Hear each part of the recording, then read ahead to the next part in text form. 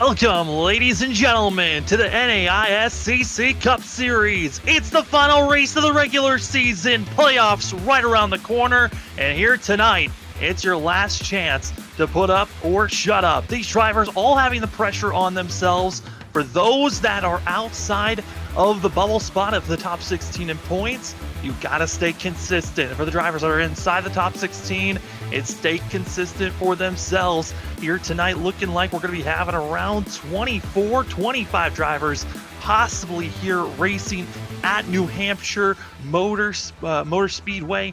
It's going to be a blast here tonight. Before we get to more racing action, big thanks to all of our sponsors. Starting it off, we got to give a huge thanks to McConey Setup Shops. McConey Setup Shops, there are setups, but they're your victories. Go to McConey Setup Shops at www.mcconeysetupshops.com and use the promo code FFB10. Again, FFB10 for 10% off your setups. Also, if you're looking to get some coaching advice, go to McConey Setup Shop, and that's the same URL, www.mcconeysetupshop.com/coaching to get coached by some of the best out there, such as that NASCAR Coca-Cola iRacing Series champion Zach Novak, also his teammate Jimmy Mullis that has won this season in the Coca-Cola Series, and also River Hayes and many others here at the McConey Setup Shop. Again, McConey Setup Shop. There are setups, but it's your victories. Also, a big thanks to ButtKicker. Feel what you've been missing. ButtKicker is giving you the Gamer 2 for such an amazing price to enhance your feel and experience on iRacing and any other ways that you are going to be wanting to experience something just better, as the Gamer 2 is going to be giving you the feeling, the vibrations, as you're going to be feeling all the vibrations, not just hearing them, but literally feeling. The Gamer 2 makes you feel all the rumblings from V8 engine to any environments or effects that you can hear from any sounds that you have on your computer. ButtKicker, feel what you've been missing. And also, when you're getting your Gamer 2, use the promo code FreakyFast20. That's Freaky with 2 E's. Again, FreakyFast20 for 20% off. And last but not least, here tonight, the Simbox. The Simbox store is exactly where you need to go to get yourself a Simbox. You got your Gamer 2, why not get yourself a Gamer Box? I mean, a Simbox for yourself. You have Simbox. You really push our buttons. Go get yourself a Simbox at the Simbox store, either on Facebook or even on their eBay store at Simbox Store. Thank you so much to all of our amazing sponsors here tonight to help us for the amazing race we're going to be seeing here for the Max Motorsports 150. It's the NAISCC Cup Series regular season coming to a close. This is race 12 of the season, and these drivers have been battling all season long. And what's even crazier than this, there's also money on the line here tonight. We've got drivers knowing that this is the regular season finale, so we got drivers trying to make sure they're in the top 16, but we also have the DBI short track side series here. There were 3 short tracks during the regular season, and there were points being calculated, set up for the drivers. And right now, we've got that of Zach Hall, Cedric Hunter, Vincent Sora, as well as James Loveland, all within 5 points of one another. The bonus points that these drivers can earn during the race do not get calculated to this side series, but there's $100 for the prize of the driver that has the most points after tonight's race. We'll keep you notified at the end of the race on who gets that $100 from that side series, but for tonight, our main focus has to be on who's going to win tonight first and foremost, and who's going to be making the playoffs. My name is Sam Dyer. With me is Robert Moyer Jr., also running the productions while commentating. Robert, it's New Hampshire. This is going to be one of the trickier tracks for these drivers, just over a mile in length. It's flat, it's slick, and the braking point's certainly going to be tough here tonight. Oh, that is correct there, Sam. Welcome, everybody, here to tonight's race. This is going to be a fun race to watch here with the NAISCC Cup Series, like Sam Dyer said there. We are going to have so much to talk about, ladies and gentlemen. I mean, we got drivers trying to battle into the playoffs, trying to squeak their way into the playoffs with a little bit of help from some other drivers. And then you got the short track series champion, whatever you want to call it, running for money. And that is that's up for the grabs with a lot of drivers too there, Sam. I mean, me and Sam here, ladies and gentlemen, were talking before we came on live on air, and our brains fried before we even started. we were like, well, I don't know how this is all going to play out, so we're going to have to see how this all plays out. We got 25 cars, it looks like, is going to be gridding tonight's field here as of right now, unless we get a couple more rolling in, man. But it's going to be fun, Sam. It's going to be fun. And like you said, here at New Hampshire, one of the trickiest, little about a mile track. It's a fun track, but it's flat, so you don't got very much banking in the turns. So it's more driver style than it is using, the banking to help you turn that vehicle. You really got to use your right foot to be able to not loop that thing around. And like you said too, the braking points, that's huge too. You got to get these things woed down to about between 90 to 95 miles per hour, get it to turn, and get back on the gas as soon as you can to get a good run going down the front stretch and back stretch. It is going to be a lot of throttle control, braking control, and just keeping yourself aware. Practice has just come to a close. Qualifying right around the corner. The drivers are going to have 5 minutes to try to put down the best time in just 2 laps. So a lot of pressure on these drivers. We're touching on the fact of track position, and that is probably another factor for these drivers to worry about. If you've got all the worries of staying focused, having those braking points, and getting back on the throttle in a smooth manner, but track position's another thing for these drivers to worry about here tonight. And looking at the field and how they've attacked this season, the driver with the most poles coming into tonight's race, it's going to be a lot of drivers picking and choosing how they want to be setting themselves up coming into this race. I mean, coming into tonight, we're looking at the field and how they want to be, but with the most poles, that's going to be Zach Hall. And touched on the fact of this kind of side short track series that we were having. We've ran 2 short tracks already, North Wilkesboro and Martinsville.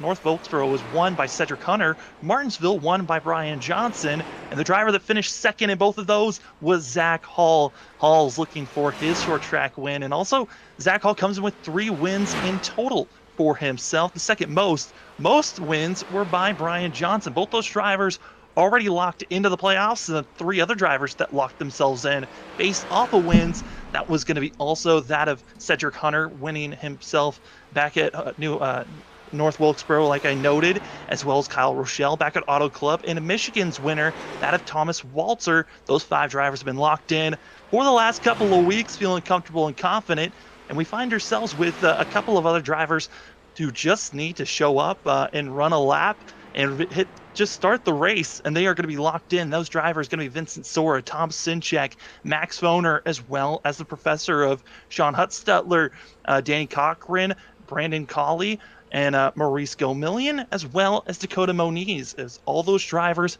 just start this race, we'll have 13 drivers already locked into the playoffs, leaving us with 3 spots left. And with those 3 spots, we have 10 drivers with the possibility and opportunity to take those positions, either by having to be in a must-win scenario.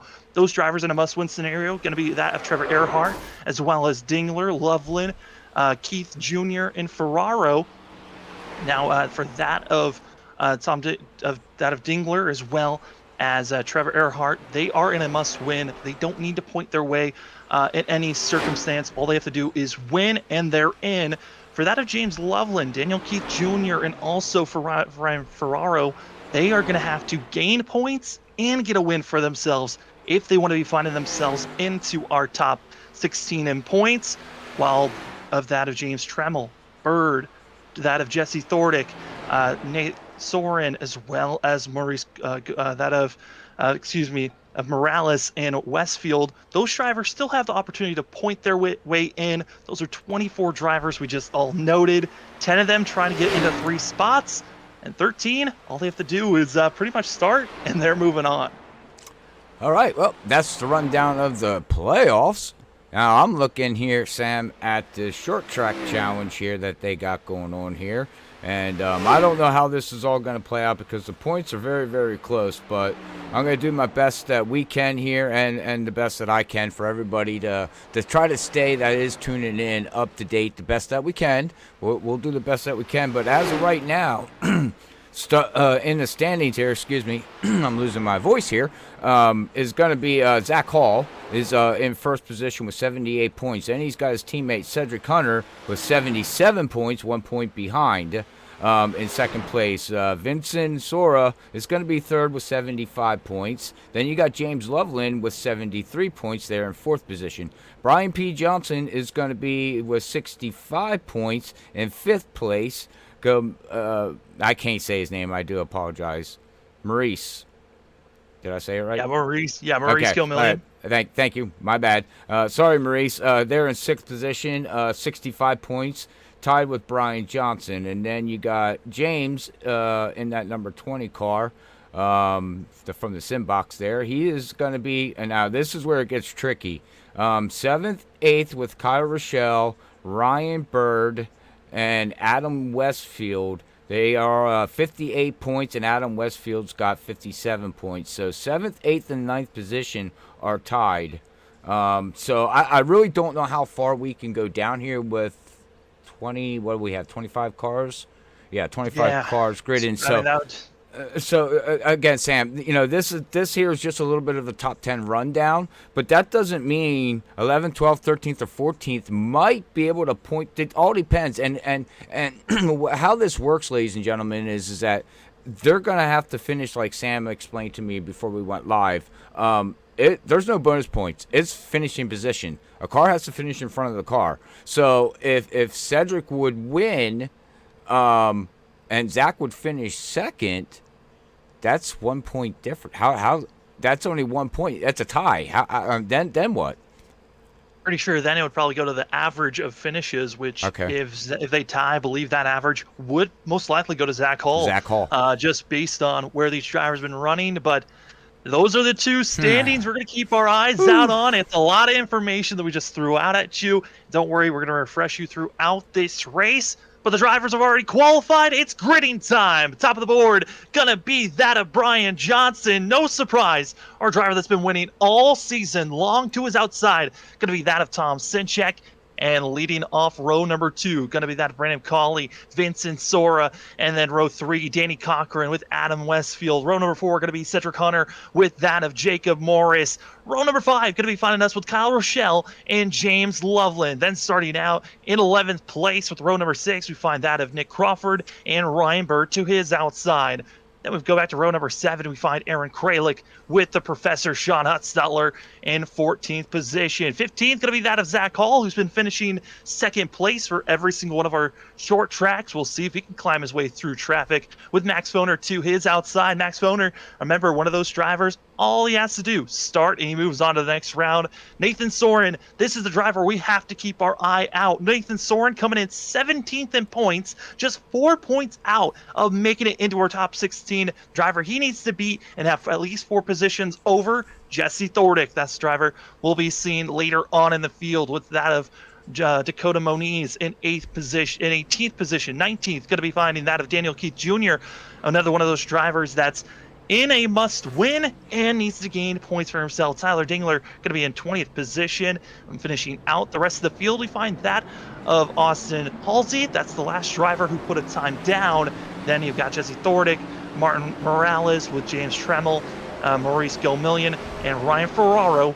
Those are the drivers that did not put a time down. And for that of Jesse Thordick, as well as Maurice Gilmillion, they didn't put a practice or qualifying time down. Both those drivers in pretty precarious spots for both of themselves. Gotta hope that they've got some speed here tonight as the drivers are rolling off. Getting excited here, Robert. We don't know what's going to happen here tonight. Short track racing. People are going to use their bumpers. People are going to have to figure out their braking zones. But it's 150 laps here at New Hampshire. That's right, ladies and gentlemen. If you're ready and you're excited for some Saturday night, late night, action-packed racing here, with Freaky Fast Broadcasting and these gentlemen. Make sure you hit that subscribe button and like button as we're getting ready to go green here, Sam. Let's rock and roll. Man, I am so excited. I got goosebumps. Let's go. Wait for that green flag. Man, they're waiting too long. Go. Let's go. Come on, guys. Green flag in the air. It's the Max Motorsports 150, the final race of the regular season. It's playoff time next week. Who's going to be in the final top 16? It's going to be that of Brian Johnson up front. Tom Sinchek to his outside. They finally straighten out side by side for third as they're going down the backstretch. As they head down the backstretch to go into turn 3 and 4 for the very first time. And lovely side by side. Look at that action. Listen to them cars roar through 3 and 4 there, Sam.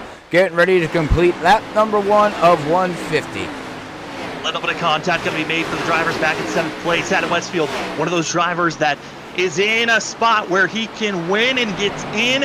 Probably a long shot to point his way into the next round. Up high, going to be the 4. Going to be watching that out for Austin Halsey, but already spinning in the back. Issues for a lot of drivers. It's a pile up back here with that of seeing the 494, the 56. Playoff driver contenders all mingled into this one. And oh boy, early contact and demolishing in the back as our first caution of the day coming around lap 2. Oh man. All right, well, we'll go back here. It looks like we have like 8 cars involved into this one. Let's see if we can see exactly what happens here, Sam, on the Freaky Fast replay here. We got the 16 going up. It looks like he's sliding up and lost grip, got up into Loveland. And, oh, yeah, he just kept sliding up and unfortunately got his left rear, and that just caused a chain reaction. And there's a playoff driver, Ryan Bird. Oh, Max made it through. Matt, who else made? Oh, look at that. Jesse made it through. There were about 6 drivers that somehow snuck their way through, and then there were a large cluster that just were not able to find that same luck, such as Ryan Ferraro. And Dakota Moniz. Moniz, luckily, all he had to do, he was the last car that had to just start, and he would make it into the playoffs. He was 13th in points, so luckily for Dakota Moniz and a lot of these other drivers that were involved, they can get some damage repair. And if needed, there is a fast repair. The whole entire field has one fast repair here tonight, but you're not wanting to use it just in the first 2 laps of the race. It's 150 laps, short track racing, and there's going to be a lot of bumping and moving and door slamming here tonight. So we're expecting these drivers to try to just manually repair coming into pit road, and goal, stay on the lead lap if possible. Yeah, and, you know, I got to give Aaron there in the 16. It actually looked like cold tires. The front end slid a little bit, and then it gripped, and then it slid a little bit more on him. So I think that incident there, me personally, probably caught him off guard, Sam. I don't think he was ready for the front end to step out like it did. He thought he did, you know, grip a little bit more. And you get that feeling during practice. You're like, okay, this is what the car's doing. During qualifying, oh, it did what this is doing. So then you go down into turn the first time through 3 and 4, and all of a sudden it's like, whoops, it's not sticking. Yeah, that's kind of just the whole entire sensation and why here at New Hampshire, that's the feeling these drivers are going to constantly be feeling with the low banking and not being a lot of traction to be found. Your car is going to be bouncing up and down while also trying to find grip. It's very difficult, especially like you noted on cold tires. If you got warmer tires, you can find that grip a little bit easier, but it gets difficult as drivers get stacked up, ready to go. We're going to be going this time by, and the drivers, I believe, that used the fast repair, Dakota Moniz, which no surprise, Dakota, like I noted on, he's one of the drivers that just by starting this race locked himself in, as well as Gomillion, Colley, that of Danny Cochran, Hutz Stutler, Max Foner, Tom Sinchek, Vincent Sora. Our top 13 all have been locked in. All of them were shown up. So it is now down to 3 spots that the drivers are hunting for. Who's going to be in those final 3? Will you win to get in, or will these guys have to point their way in? Up front, green flag in the air. Brian Johnson, Tom Sinchek. They're bringing us to turn number 1. And it looks like Tom Sinchek going to be stuck 3 wide as they're coming out of turn number 2 for that 2nd and 3rd place. As they go battling coming down the backstretch here for the 3rd time. And I think now everybody went through 3 and 4 here, Sam. I think they're going to know exactly how the cars are going to react. And really looks like Cat 5 Motorsports there is trying to work that high line. It looks like they're trying. And there's grip. Hey, that high line looks racy. Yeah, these drivers are going to have about 3 lanes that they can pick and choose here tonight. Some drivers going to be running all the way down to that yellow line. It's not the preferred lane to be. You're going to be turning your wheel a lot more, wearing your tires a lot more than you'd want to. A lot of drivers are going to be about a groove higher than where we're seeing a lot of the Cat 5 drivers. Some might even go up to the 3rd lane, where right now we're seeing that from Brandon Colley in the 42. But you're seeing he's losing time, losing it. But Vincent Sora off of turn 4. He's going to be leading this lap. The 15 hasn't been here the last couple of weeks. But Vincent Sora still looking for his first win this season. A driver that had about 3 wins last season for season 2. He's been hungry. He's been showing up with speed. But it's been the clutch factor at the end that this 15's been losing. But he's gotten the lead up front. He was the fastest during practice. Didn't get the pole position, but someone to always watch out for. Vincent Sora up front, coming out of turn 4. He is completely clear and trying to pull away. That is right. Well, like I said, man, we have a lot of storylines here to talk here tonight, Sam. And I don't want to say anything like a heated battle. I think it's friendly battling out here. But I know Vincent Sora wants to put it to Cat 5. I know he wants to. You could hear it in his voice when he always was finishing, P2, the bridesmaid area. He is like, man, oh man, it's right there. Same with Tom. Same with these other guys. They're like, we're right there. Now, how can we beat them? How can we beat these guys at their game? And that is something from right now, it looks like they're starting to figure it out, because we're getting into the playoffs. And if you want to figure it out, Sam, now is now. You can't wait till the playoffs start, because that first race in the playoffs could be your playoffs. It could totally kill your playoffs. You don't want to fall too far behind in points, things like that. So, we'll have to pay attention to that kind of battling through the race here too. And just a real quick shout out to David Funky Comedina out there on YouTube. Thank you, buddy, for tuning in. He is rooting on these guys here tonight, so we do much appreciate you tuning in here tonight with me and Sam here with the NAISCC Cup Series here on Saturday night. And I also want to say thank you to anybody out there that's on iRacing Live. Thank you for tuning in over there. We do much appreciate it, and hopefully you're enjoying the content. Here up front, it is just been Vincent Sora, Brian Johnson, and now you can throw in Tom Sinchak. Sinchak deemed himself the champ, and he's finding a little bit of speed on the apron. He's going below the yellow line. Now, this isn't like super speedway racing where you can't go below the double yellow. You can race on the apron, and that's exactly where the 8's going. You usually don't see drivers going this low. But here comes Tom Sinchak finding the speed, and he's trying to get the run off, but that's where the drivers on the outside get. They can carry the momentum so much higher. But we're seeing Tom Sinchak, he's finding something that he can keep on later in the race. Maybe if we go into a shootout, he can try to run on the apron and find some speed. That is nuts, man. I'm sorry, Sam, but I don't ever recall seeing somebody literally run the apron through 3 and 4. Look at this, ladies and gentlemen. He is gripping down. Wow. I am just stunned. He's finding it. A driver that just had an issue, though, that's going to be Austin Halsey, another one of those drivers that kind of showed up late here into the practice and qualifying. He bounced off of the straightaway, went right into the backstretch barriers, and has taken a tow back to pit road. The 4, it is going to be a long day for himself. Already a lap down, might go multiple laps down, as Ryan Johnson, he's fallen back to 3rd place. Vincent Sora's moved up. Tom Sinchak's making the move, but we're on board with this of Zach Hall. Hall running in 10th place, and he was one of the drivers that snuck his way through that first wreck that we had. Somehow the windows opened, but the driver in front of him, Brandon Colley, he's got a couple of bumps and bruises on this 42, and I think the tire wear might be catching up to him. He qualified in 3rd position, but has fallen back to 9th. Might be even falling back to 10th here soon. Yeah, I'm watching, and we're going to ride aboard here with him. And you can see the car looks pretty decent coming in center, but he's struggling coming off. You can see it. Just watch his wheel input, and look how much he has his wheel offset to the left there, Sam. He really got it.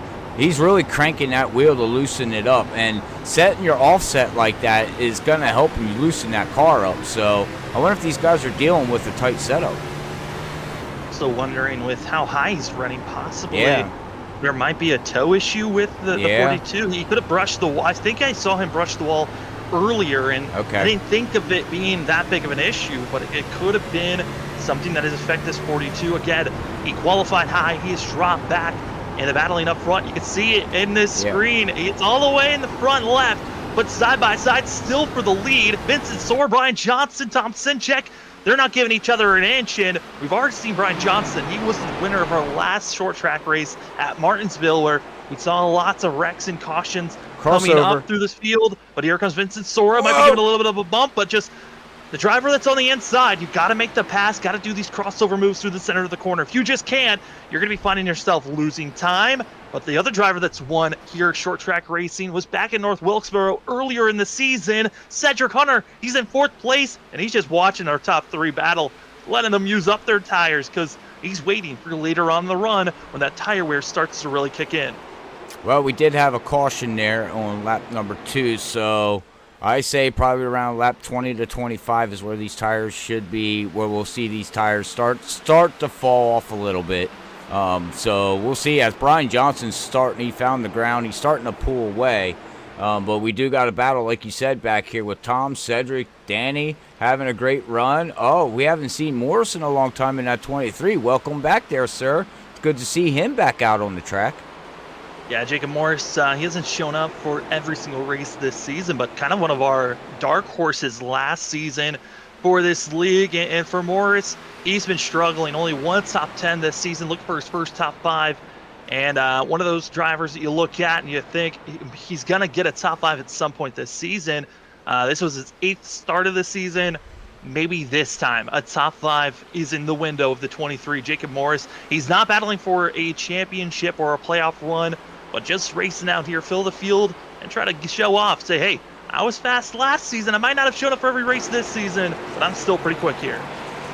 That's very true. And here's right along with tonight's sponsor of tonight's race, Max Motorsports. Here from Max, back here running in 12th position. He's got Adam Westfield there in front of him, down 5 positions. And you got Tremmels there in the 20, up 10 positions, up to 13th after not putting down a qualifying lap. Oh, as he gets into the 45, I think.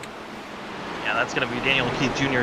Keith Jr., one of the drivers that was in a must-win and gain a lot of points for the 45. For that, James Tremmel, he was actually 14th in points and had a very conservative position to come in.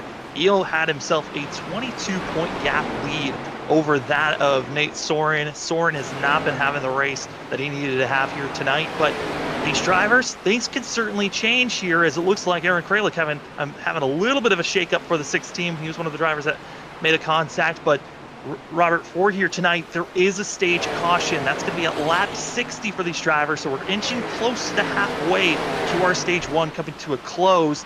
And for this whole entire field, that stage so important if you're looking for points. Yeah. None of the drivers, though, that are looking to get those points, they're not in a really good position to try to gain anything. The driver that is the closest of those that are needing every single point that they can get would be Adam Westfield, back in 11th place for the 88.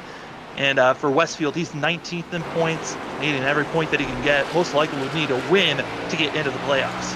Yeah, I mean, once we get halfway through this race here, there, Sam, we're gonna be able to start to know exactly who needs to basically win and the points after the stage, because they get stage points. So that's gonna help us figure a little bit more out on the playoffs, because, like you said, we got 3 positions yet that need to be filled.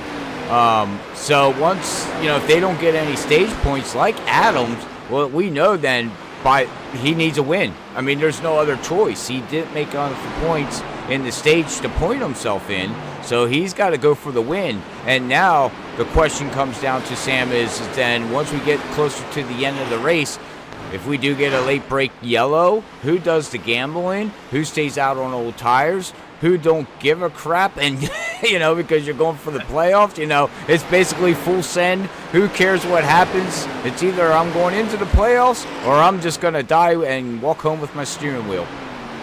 Yeah, and this is kind of an interesting point to look at, is I was looking at the ways this track could have evolved if there wasn't a stage break. If there wasn't a stage break, these drivers most likely would have been aiming for a 2-stop strategy here tonight. hitting around lap 50 to 100 and then finishing out this race. But that stage break is at lap 60, 10 laps after the window I was thinking for these drivers. So there is a shot that if these drivers running a little bit too fast or have been just, being too aggressive on their tires, we could be seeing some drivers have to pit under this stage, but most likely we're going to be seeing a lot of the field staying out as we're watching the great racing action. This is for 4th place. You've got that of the two, Danny Cochran, as well as Cedric Hunter, who has dropped back to 5th position, and also the one of Kyle Rochelle and Cedric Hunter, both drivers that have already won this season, looking for both of their becoming what would be their second win if they could win here tonight. But you're seeing a lot of drivers that haven't won so far trying to make a push for themselves. Tom Sinchek, we still have not seen our champ for the last 2 seasons. He hasn't won yet this season. This is probably one of the biggest shocks so far for myself. There's a lot of underdog drivers where I was like, hey, maybe they would have a good run. But to not see Tom Sinchek get a win so far, it is absolutely baffling my mind, as well as Vincent Sora. But we touched on it. Cat 5, new team that came in this season, and they came off showing that they had speed and the dominant team to watch out for right when they showed up, winning Daytona in a team effort, finishing 1, 2, 3, almost 4, but issues for that of Brandon Colley, who had to make a fabulous comeback all season long for himself. But for Cat 5, they've won 9 out of our 11 races so far that have been ran. That's unheard of to see a team dominate that much just by coming in with your first season into a league. Mm-hmm. Yeah, very true, very true. They've been on a roll, but we all know how NASCAR is, or just racing in general. One week you could be on your high point, Sam. The next week you could be on the low point. That fast, it can flip a switch and just falter. It's amazing. I always called racing a bipolar racing. 1 minute you're high, 1 minute you're low. 1 minute you're high, 1 minute you're low. You know what I mean? So things like that, as we see Cedric Hunter down here in the Hello Kitty car says, hey, I want to try that apron thing, and it didn't look like it stuck too well for him. No, he was trying to make a pass on the 4 of Austin Halsey, who's come back out after taking the tow. Heavy damage for the 4. It looks like he did not have a fast repair to utilize. Ah, man. Going to be now 6 laps down for himself. Not looking too great. 2 drivers that have just gone a lap down, Ryan Ferraro and also that of Tyler Dingler, both going to be going a lap down for themselves. Dingler, one of those drivers in a must-win scenario, as well as Ryan Ferraro. Ferraro had the biggest long shot of everyone in this field, needed to win, as well as have that of Jesse Thordick and everyone else that was in the field to have poor showings here today, which the amount of drivers that showed up and the math, it just didn't add up for Ryan Ferraro, and as well the speed that he's showing here tonight. I think Ryan Ferraro's chances, as well as Tyler Dingler's, might be up in smoke for them to be making it to the next round, making it into the playoffs, excuse me. What about the professor? Is he near the points? Yeah, Sean Hutstetler, one of those drivers of our top 13 the drivers that actually just had to start, and he was going to be making himself in. So of those drivers that have already started and are locked in, we already have talked about it, about our top 5 drivers that have won. That's Brian Johnson, Zach Hall, both those drivers are multiple winners this season. Then you've got that of Cedric Hunter, Kyle Rochelle, and Thomas Walter. Those 5 drivers won and locked themselves in. The drivers that just had to show up here today, and they would be into the playoffs. That's Vincent Sora, Tom Sinchek, Max Foner, as well as the professor, Sean Hutstetler, Danny Cochran, Brandon Colley, Maurice Gilmillion, and Dakota Moniz. Those are the 13 drivers that are in the playoffs, but there's only 3 spots left out of 10 drivers, and that number of drivers kind of starts to shrink as each lap goes by. I don't know about you, Sam, and all the viewers out there, but my brain's fried already. Well, we were given the sheet of stuff that, for us to look at, because I know for me, I actually did not even know that the short track side series was going on, and so we were given notes on it. $100 for the drivers that have the most points from the short track side series. This is actually completely off from the playoffs that we just talked about. Yeah. You had the 3 short tracks that were going to be ran during the regular season: North Wilkesboro, Martinsville, and here, New Hampshire. And the driver that is the most consistent of those 3 tracks going to be getting $100. Currently, right now, it's going to be Zach Hall by 1 point over Cedric Hunter. He is your points leader in that battle, so $100 possibly there for himself. 3 points out of winning those points. That's Vincent Sora. James Loveland, one of those drivers who had a chance. Yeah. I don't believe James made the race here tonight, so he's going to be out of this contention. Excuse me, actually he is here. I saw him there. My bad, he's in 13th place. And then you've got Brian Johnson, but Johnson, he's probably in one of the tougher spots. He's 13 points out. The drivers that he's challenging are just about a position back from him. Well, yeah, I mean, I didn't know anything about this short track either. You know, when I found out about it last week from Zach Hall. Told me about it. I think it was on Wednesday night he told me about it, that he was running for $100, and I said, "You're running for what?" I was like, oh, okay, cool. And then he explained to me, and I was like, oh, okay, that's cool. So, but looking right now, Sam, you know, he's 1 point above Cedric Hunter, and right now, position-wise, it would go to Cedric Hunter, would take the $100 as of right now, because he's two positions ahead of Zach Hall. But then you got Vincent Sora that is, a couple points behind Amy. He's 3 points back from that of Zach Hall, and only 2 points off from Cedric Hunter. Well, oh my God. So if it finished where it is right now, it would actually be a tie between Vincent Sora and Cedric Hunter, as Hunter's trying to make the pass on Jacob Morris. So we have 2 standings to watch out for. We will give you confirmation. But yeah, no, it is, the math is going to be wild for us to keep up with. But we are past halfway of stage 1. Stage 1 comes to a close at the end of lap 60. So each driver still have a little bit more of race time to watch out for. We've had a couple of drivers who had to come into pit road, such as Tyler Dingler and Austin Halsey under green, because of incidents that they've had getting into the wall and having troubles at a turn number 2. But everyone else, they're trying to run clean. We've got 3 drivers going a lap down, a total of 22 still on the lead lap. But looking at this field right now, we're spread out pretty much single file, and this is showing us a great calmness. But we know once they reset after stage 1, the madness is just going to ramp back up. Yeah, well, I was just ready to say, there's a couple things I was going to say to everybody that's tuning in right now. At the end of tonight's event, make sure you stick around. Me and Sam are going to put our heads together and try to do a little bit of mathematical and see if we can try to give the best update that we can. It might not be 100% on the point standings and the playoff standings. So make sure you stick around, after that. Also, the trend here at NAISCC Cup is normally with about 15 to go, we see a yellow. That is the trend. That's the trend we've seen since we started broadcasting these guys. So stick around for that. There might be some drama towards the end of the race too. So there's just so much. And I got to give bravo, Sam, to the league admins here, the league owner, and all the drivers.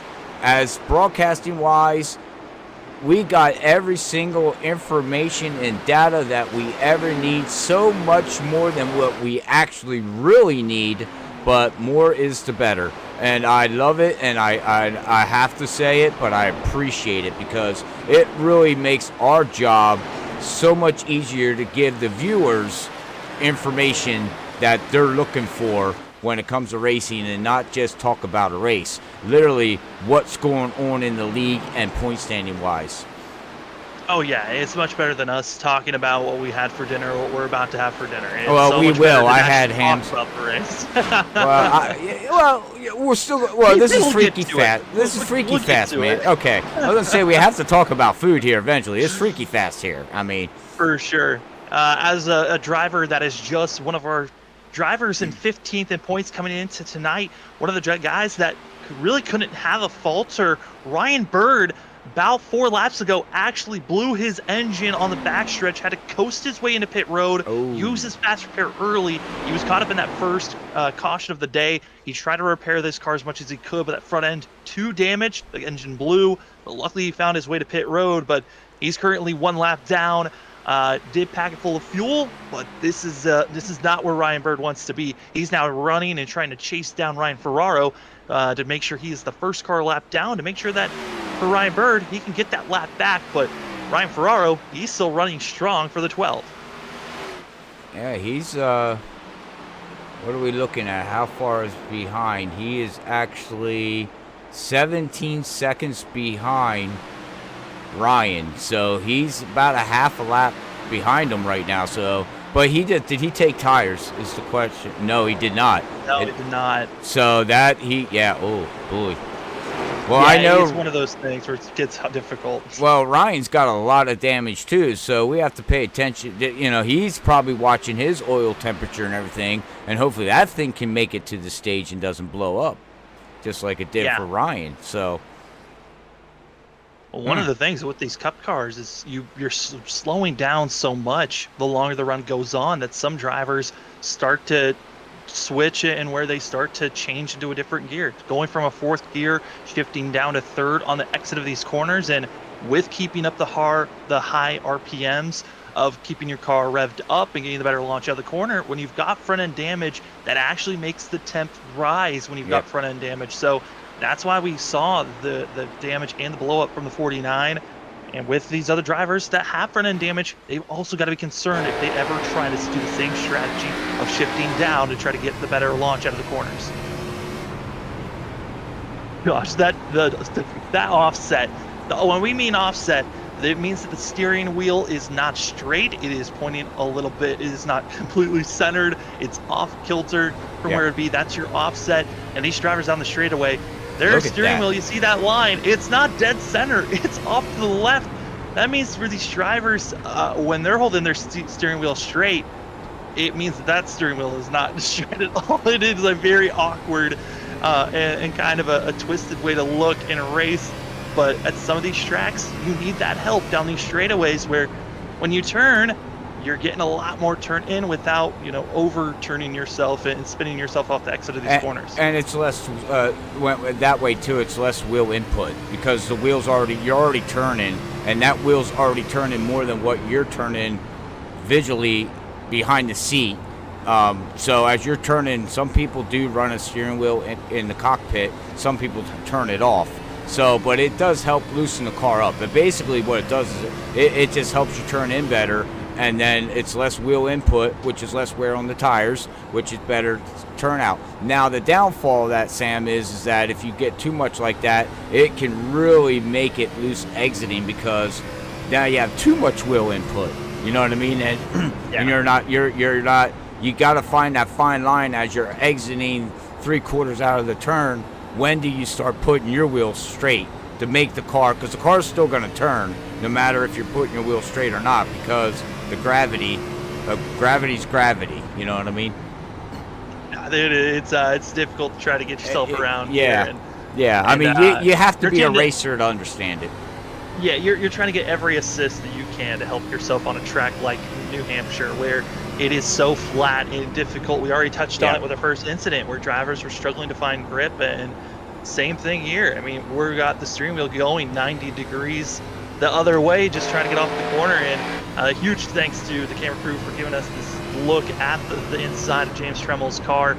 Tremmel, one of those drivers, 14th in points. He wasn't locked in officially, but where all the playoff drivers that are around that bubble spot of 16th place in points, it's not looking like anyone that's outside of the top 16 is going to win tonight, just based off these first 50 laps. But Tremmel's looking good that he's going to find himself into the playoffs. Ryan Bird, I'm looking at the drivers that could potentially take his spot, and there's not that many drivers that are in that position. Adam Westfield would be, but Westfield for himself needs to be gaining over 30 plus points on Bird to even try to take that spot. Currently only can gain about 10 in the positions that they're running currently. But looking at these guys, again, stage 1 comes to a close the end of lap 60. We're now coming to 7 laps to go in stage number 1. And look at this, Cedric Hutter is falling back, battling with Nick Crawford there, his teammate, but Zach Hall blew by these guys and is now up to 7th position right behind Kyle Rochelle. And also, I don't know if anybody noticed this, but we got cloud cover, and this track is going through a temperature change right now. There is more grip out there right now with it being all cloudy like this, Sam. So right now the track is going through a track change right now. So this could be affecting some drivers. As you can see, riding aboard there with Nick, do you see how snappy he was? Yeah, I mean, the track's still extremely hot. The ambient temperature, the outside temperature, what we would normally be feeling, it's about 73 degrees. Track temperature and the temperature that the tires are feeling when they're hitting that track surface, it is 102 degrees, but you touched on it, cloud cover, it's cooling off the track. It was at one point 106 degrees on the track temp, but the sunlight's coming back. It dropped down to 102. We're expecting now the track to rise up. Luckily, we're coming to the end of the stage, so the drivers can hope that they can try to hold on for just these couple of 6 laps, but drivers making contact. Nathan Soren, he got himself in trouble, and it looks like that of Tom Sinchek involved, and that's not the first time that we've seen these drivers have issues. Lap car taking out the 8, and Tom Sinchek is not happy. What happened? Wait, what? I was looking at Funky Cone Medina. What happened? I'm totally lost. Tom Sinchek, Nate Soren bounced off of turn number 4 coming out of the corner, hitting that of Tom Sinchek, who's running in second place. And Tom Sinchek is losing ground, heavily damaged. Lap car ruining that of Tom Sinchek's race once again. This is the 3rd time I think this season this has happened, and he is livid in that cockpit, needing this yellow to come out quick, but frustration for the 8-team RS Racing. Their luck that they've had these last 2 seasons, it just has not transitioned well in season 3. What he likes to call himself, the champ, he luckily with just starting this race locked himself into the playoffs, but was looking for a chance to win here tonight. It is now going to be a long day for the 8 to get back up in the top 5. Well, we're almost at the stage break like you said there, Sam, but you can see the suspension is broken on that car. He is struggling right now. That right front, no, that's actually the left front there, is pretty beat up pretty hard. Yeah, he's struggling. That thing, if we go into the cockpit, it's, oh yeah, it's broken. You can see the wheel. He's hanging on. Yeah, and you can tell that it's broken because we've been seeing all the other drivers, their offsets have been kinked out to the left, but his steering wheel is completely straight. Yep. So he needs to put more wheel into these corners, which is making it looser, and it's a complete handful for that of Tom Sinchek, who's just limping this car. Most likely going to have to use the fast repair on this stage break, but we're now 2 laps away. The driver that made contact with him was Nathan Soren, the driver that was 17th coming into this week, just needed to beat out Jesse Thordick by 5 positions. And with that damage for the 0-5, he's now going to be dropping back, losing ground, and most likely will stay a lap down. The driver he's trying to hunt down, Jesse Thordick, running in 18th position. And Jesse, he's not in a very scared position for himself. He's just cruising along. He's in 18th position, and everyone else that who needs to beat him by over anywhere from 5 to 15 positions, they're running right around him. So there's really no issue there. As we are on the white flag coming across the line, Brian Johnson will be taking us to the stage break here as we wait for our top 5 to all come across the line, and then the yellow should wave as we continue to race it around. Finally, the yellow flag waves. Stage 1 comes to a close in a very dramatic fashion here. Oh boy, Robert, Discord's going to be a fireplace here tonight with those fireworks. The boxing ring is going to be blowing up after tonight there, Sam, like you said on Discord. But, hey, look, Tom, when you go back and watch this, you do got a fast repair. Yeah, you're going to fall back through the field a little bit because of the damage that you had, but you can get it fixed. The race is not over. Just regroup, and you can battle. You have a fast car. You just don't overdrive the car. Don't try to get more out of the car that the car is willing to give you. And this is where the downfall as a racer, Sam, and you know as much as I know, when if my brain sitting behind the wheel, I'd be like, well, man, I was running in 3rd position. I should be able to get up to the 3rd position in the next 20 laps. You know what I mean? Because I feel like I'm a fast car. Well, yeah, I'm a fast car, but I'm not going to make it back up there because I burned off my tires trying to make it up there. So you really got to just sit back, take a deep breath, and run the race and let it all come back to you. You know what I mean? And it will. It'll come back to you. You have a fast car, so we'll see how that see how he all plays that out, and hopefully he takes a deep breath and his crew chief is telling him, look, man, calm down. It's okay. We still got, halfway to go here in this race. Well, that's what you hope for, that someone can calm down in this type of fashion. But it's looking It's hard. difficult as Tom Sinchek is blinked out of this race. Oh, So no. Well, never uh, mind what I said. I don't know if he's going to be coming back from this one. And also looking at the grid of where drivers are at, Maurice Comillion did not start this race, it doesn't look like. So for that team, he was one of those drivers that needed to start, and he would make it into the playoffs. With not starting, this now gives the window open for that of Nate Soren, if he can have a solid run, or some of the other drivers around Soren to possibly come in and try to swoop and take the final playoff spot away from these drivers. As you're seeing all the lap cars coming into pit road, but you hate to see that type of racing going on. Yeah, I mean, with him not starting, does the league? Do you have to complete one lap? Is that under the rules? Yeah, you have to complete at least one lap. And looking at Comillion, he never even started this thing. He was there for practice, but never started. Man, that is so frustrating. I don't know if you had the incident on your ticker though of the Soren and Sinchek incident. They didn't bring a yellow, so yeah. I mean, it's such a difficult scenario when you've got a lap car, and you've got the lead lap cars. At that point, when you're already passed by the leader, it's just get out of the way. Don't influence the lead lap drivers at all. I understand that you're battling strong, but when you take out some of the lead lap drivers, you're hurting yourself as well as them. And for Nate Soren, it's got to be frustrating for him as well, knowing that he's now putting himself into a difficult spot because he needs to make sure that he is ahead of Jesse Thordick, and he's behind the 14 and a lap down as Jesse Thordick, the last car on the lead lap. Well, we got Nathan out. We got him out there on YouTube there, Sam, and he said he told him to go lower than my left rear. I don't know. I didn't see the incident. I was talking to Funky Cole Medina because he's hoping to get into this league next year, which will be awesome to see him out there racing with these guys too. He would fit right in with this league here. So hey, Nathan, Sam, between me and Sam, and we don't get involved. We're just calling it the way we see it, bud.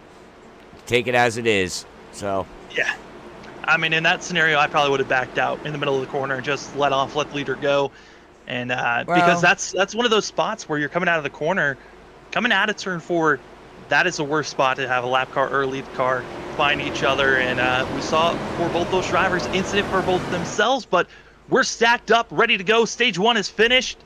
And now it's time to see who is going to be winning here tonight. No more stages. It's just racing. Now this is going to be Brian Johnson, Danny Cochran, that of Jacob Morris, Vincent Sora, and Nate Crawford, your top 5 as they go into turn number 1.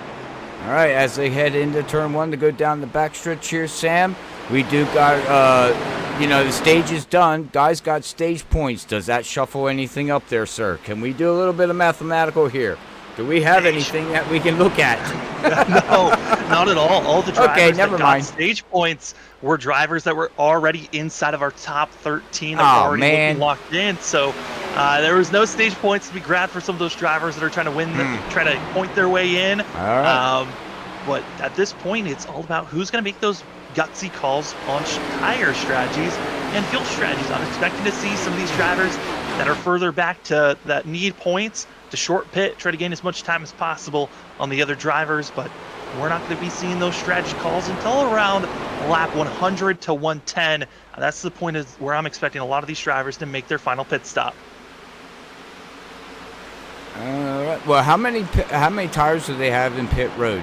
4? No. Car going off track. That's going to be Martin Morales that got loose at a turn 4, but they had 4 here today, 3 in pit road to work with. Okay, so they should have a set left. They should, yeah, once they make a pit stop on the green. Jeez. So if a late caution comes out, these drivers still in a prime spot to come in, get tires if wanted, or stay out, keep that track position. A lot of drama soon to be seen.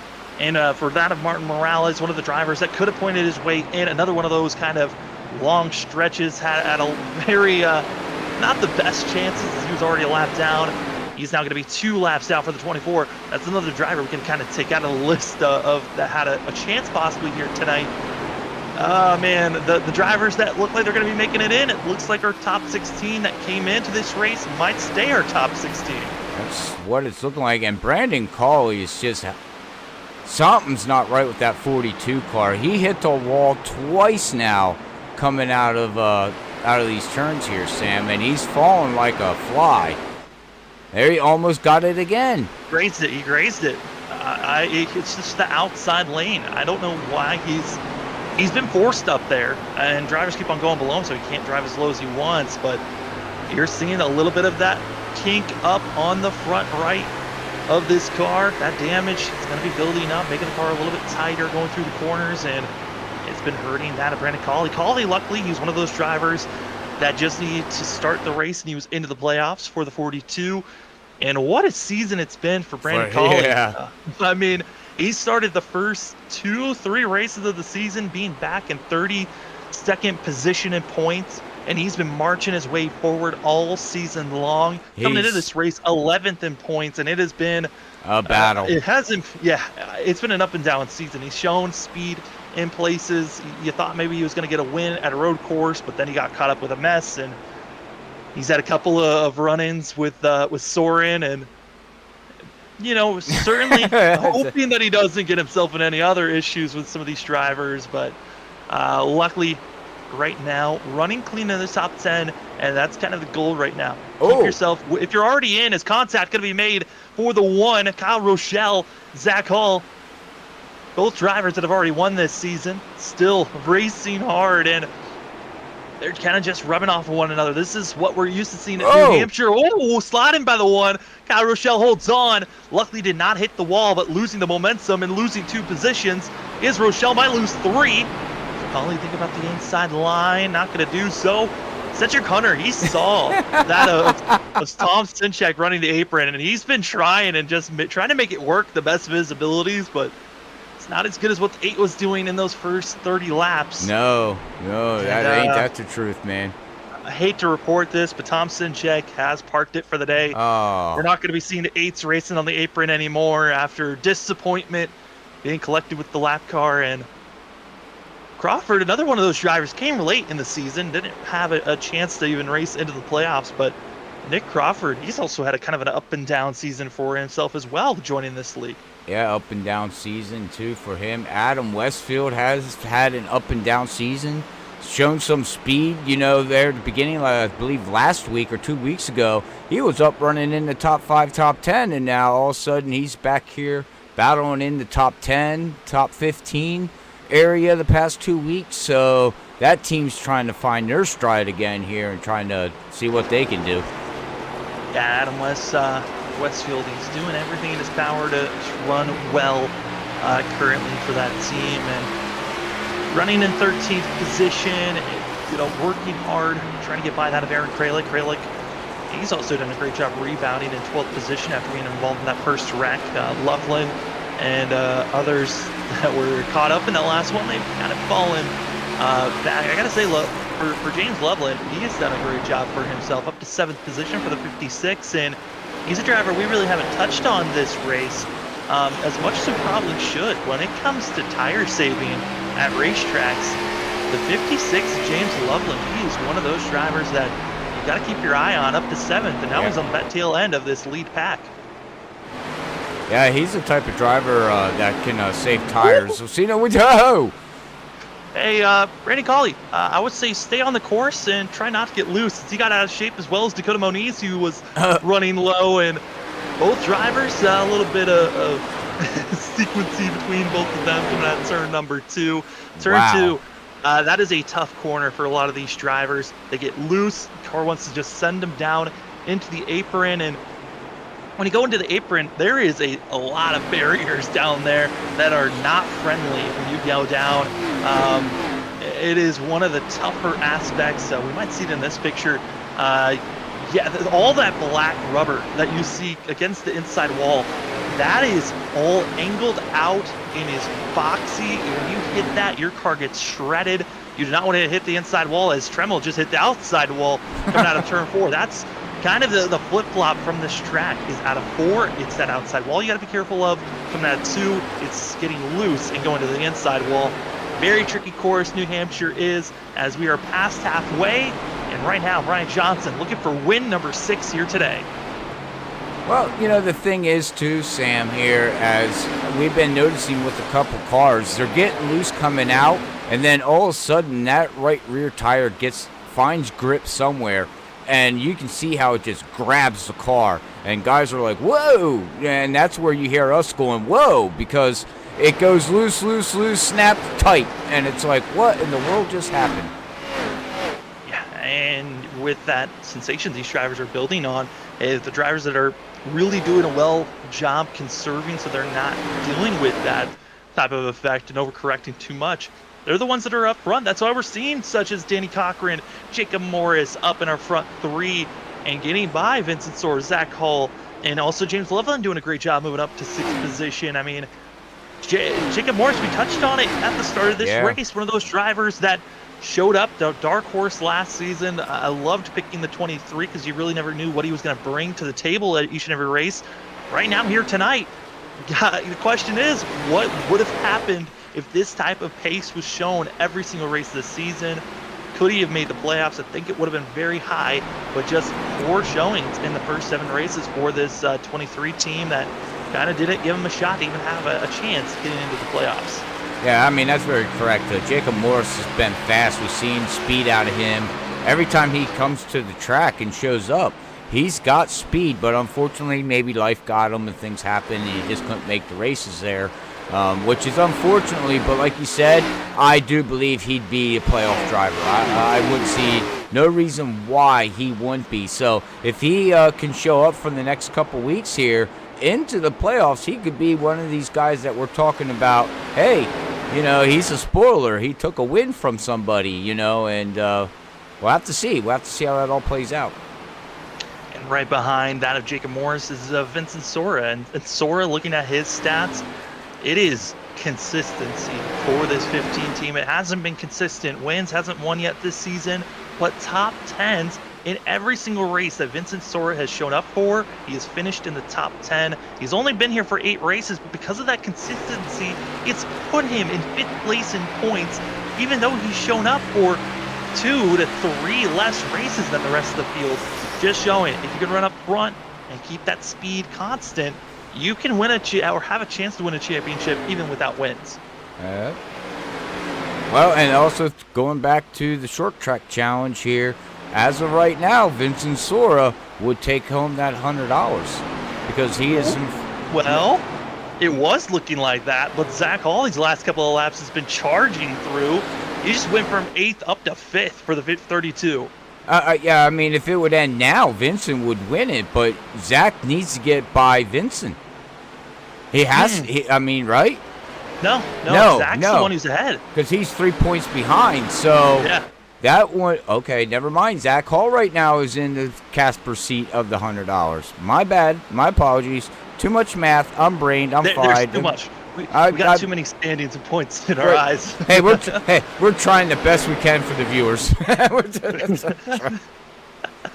As Vincent Sora looking at to the inside, trying to get by that of Jacob Morris, but like we've been saying all night long, props to the NAISCC Cup Series and the whole entire team out there giving us all the stats for us to keep on and watching this amazing racing. Side by side, a little bit of bumping there as Lowe getting out of the way. That's going to be that of Dingler, who's just going to go straight to the apron. The 22's been struggling all race long and continues to struggle as he tried to take a wave around last time by, so he's going to have to think about pitting here soon. 54 laps on the fuel and tires that he's on currently, and also heavily damaged for the 22. Back into pit road is the 4 of Austin Halsey, as well as that of Tom Sinchak, we've already noted, but he is going to be our first and only DNF. On the ticker, that of Gomillion also out of the race. He never even started, and he was one of the drivers that had to start, run at least 1 lap, then would have been locked into the playoffs. But with him being not there, he was 13th in points. We're going to keep our eye and see if any other drivers outside of the top 16 can gain enough points to try to bump out that of Gomillion. But it's going to be close. Driver to watch out for has to be that of Nate Soren or even that of Adam Westfield. Those are the 2 drivers that have the best shot of trying to bump out that of Gomillion out of our top 16. That is correct there, Sam. Well, you know what? Also, if I was a spotter for Zach Hall tonight, I wouldn't push the issue right now, man. Right, you're already in the playoffs. You already got the win. Right now, you're sitting in the prime position. You don't have to pass that 23. You can actually let James Loveland go by. I mean, honestly, he doesn't have to worry about nobody until, what are we looking at? Cedric Hunter, his teammate, basically, as of right now. But no, Cedric, yeah, I mean, Cedric and Vincent Sora are the two biggest drivers to watch out for. James Loveland, another one of those drivers that's going to be 5 points back from that of Zach Hall. So, all the drivers that are in the top 4 of points, they're in our top 10 positions. The driver that's in the lead, trying to get a second short track win because of a poor showing at North Wilkesboro, that's going to be Brian Johnson. Johnson's going to be coming in 13 points back from Zach Hall. Also going to be putting him 11 points back from Cedric Hunter. So all the guys that are in the top 10, they need to finish outside the top 10, back in 21st on back of our top 3 in the DBI short track side series. Again, we've got our the NAISCC Cup Series point standings, see who's going to make the playoffs, and then we've also got this short track series on who's going to be getting $100 tonight. The favorites: Zach Hall, Cedric Hunter, Vincent Sora, and James Loveland. Those are probably the 4 drivers that have a legitimate shot to challenge one another. Everyone else just too far back to even have a shot to win that $100. Yeah, and I mean, I would be fired as a crew chief because I'd be like, yeah, just let him by, realizing as you're letting him by, they're gaining 1 point on you. Each position is a point, and I'd get yelled at and be fired. So don't listen to me.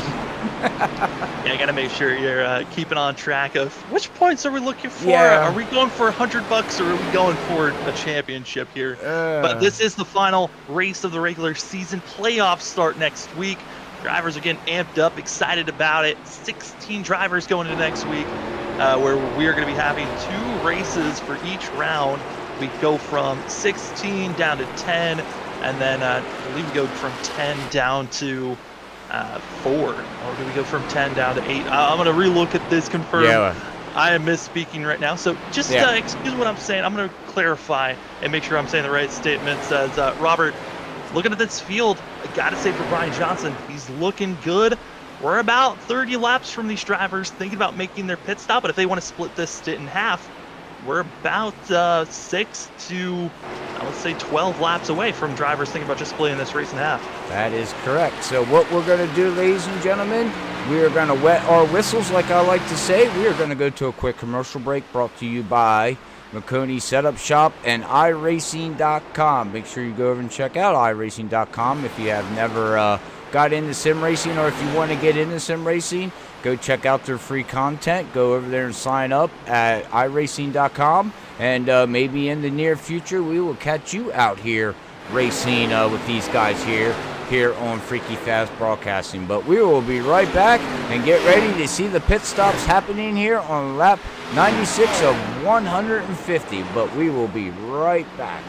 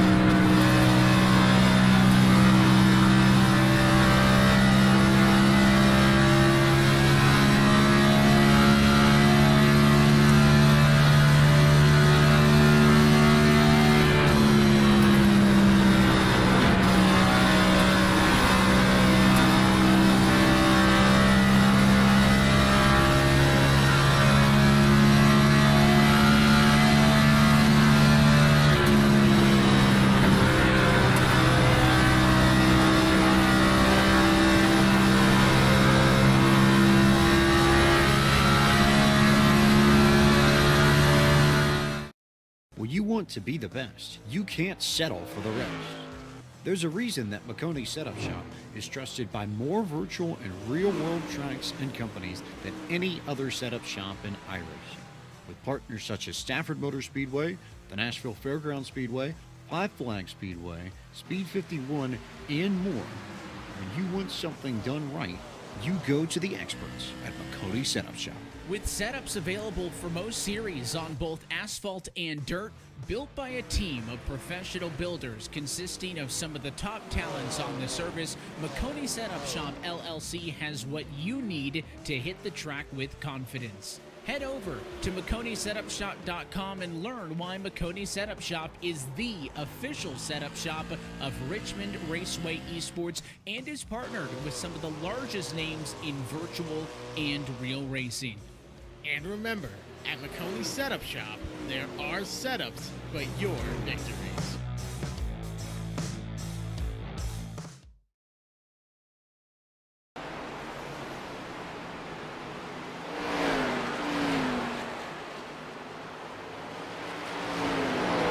Ladies and gentlemen, to Freaky Fast Broadcasting. My name is Sam Dyer. With me is Robert Moyer, and Robert's also doing the production at the same time.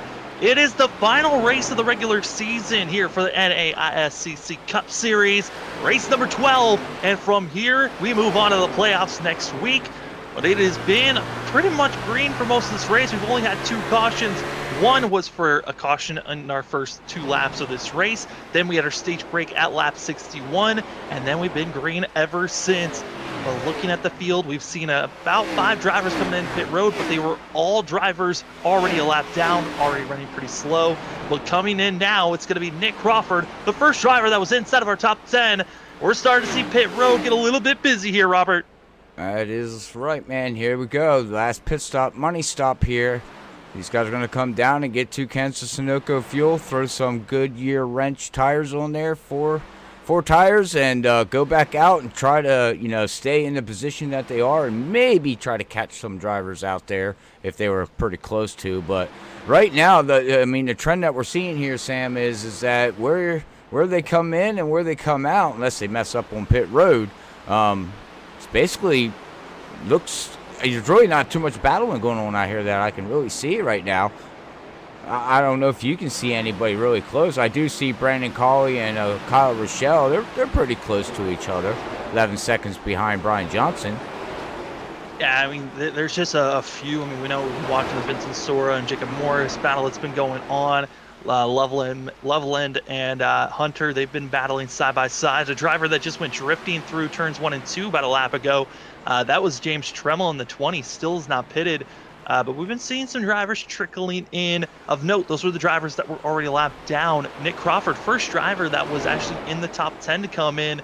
And this is around the time that we're going to be seeing drivers that are either already locked into the playoffs or outside of the playoffs, just deciding to try something different. If you want to try to short pit, gain as much time, go for it. Send your car, send it in. And now coming in is another driver that's already won this season. Actually, he's going to, coming into pit road, it's going to be that of Kyle Rochelle in the 1.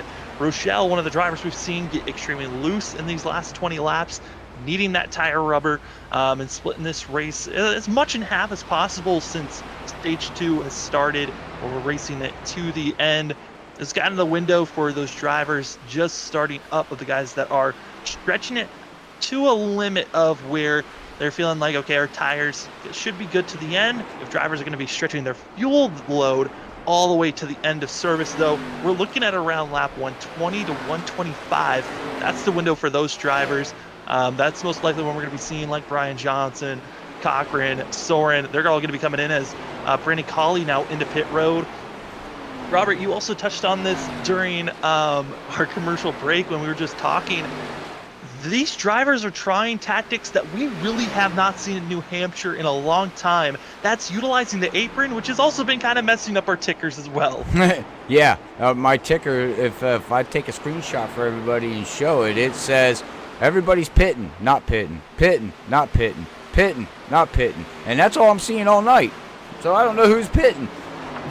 Yeah, that's our live timing and our ticker that's going wild because when they go onto the apron, they're going to the apron usually through 3 and 4, which is around the spot when the drivers might be thinking about going to pit road, and then they come shooting up before they get to that pit entry. But we're now seeing a lot more drivers trickling in. Already noted some of those like Nick Crawford, Kyle Rochelle, but now Aaron Kralik getting his service, getting out of pit road. Max Horner now going to be getting himself some service for the 51.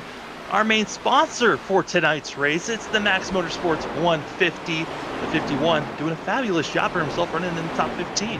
Yeah, he's having a great race. Great night of racing here for him. Staying steady, staying within the top 10. Looking very good out there all race long, and he's just doing what he needs to do. And, you know, we're on lap 150 of 150 here, Sam, and I think it comes to the point of this race now. Some drivers are saying, okay, maybe we'll get a yellow, or somebody maybe will overdrive the car on, you know, cold tires. But right now it's starting to look like you know what you got, you know what you need to do, and these guys are just giving room and racing very, very good. And yeah, I mean, if I was out in the car, I would just be like, you know, these guys already made their bed. The guys are going to stay out to make this last pit stop. They're going to run it as far as they can now. I mean, there's no point in coming in now to try anything. So we'll have to see how this all plays out, man. I mean, it's great racing. Don't get me wrong. It's great racing as we got the 20. Yeah, it looks like the 20 cars entering pit road there, Sam. Yeah, we're going to be seeing that of James Tremmel. He's already spun and had some issues, as well as we're going to be seeing Dakota Moniz into pit road. Seeing some guys making those pit stops, and right now we're still waiting for our top 9 to come into pit road. That of Brian Johnson, Danny Cochran, Vincent Sora, Jacob Morris, Zach Hall, as well as Cedric Hunter out of Westfield, Jesse Thordick, and the last car that needs to fit, Daniel Keith Jr. staying out. In the window we're looking for a lot of these guys for around 120 to 125 for the final stint of these drivers that are going to be running out of fuel. But for these guys that are stretching it as far as they can go, the biggest threat for them is that they could be possibly giving themselves not enough time to gain and return all that speed back. But at the same moment, they're also banking on if a caution comes out, they're not going to be the ones trapped a lap down. That or on very old tires, you know, so yeah, better freshies, it makes you better faster. So, you know, that's just the bottom line. Oh my goodness, what's going on back here? It is madness for third place. We're seeing Jacob Morris, Vincent Sora, they've got that of Brandon Cawley, Kyle Rochelle, fresh tires, also going to be that of Hutsteller trying to get by. And this is kind of the factor of drivers that are on the lead lap.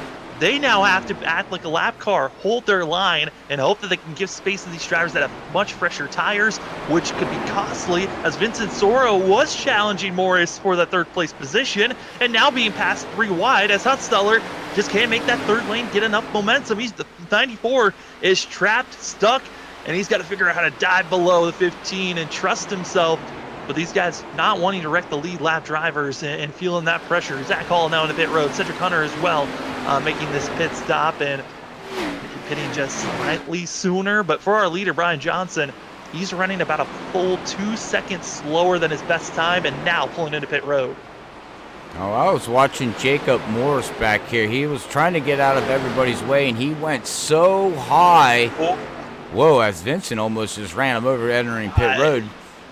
Yeah, both drivers, a little bit of contact between the 23 and the 15 coming into pit road. Both of them got to be careful here that they've got enough space, because when you're under pit road, when you're entering the pit box and you actually get into your pit box, your car, you can phase through other machines. But if you're still in pit road before you get into your box, you can hit other cars. So luckily they got themselves situated, but now most of those 9 drivers have come into pit road. We're still waiting on a few more. Adam Westfield, Jesse Thordick, as well as Daniel Keith Jr. Those 3 drivers that still need to make their final pit stop, as well as Nathan Soren. But Nathan Soren's still 1 lap down. First car 1 lap down, hoping that the race will have a caution soon, so he'll get that lucky dog position.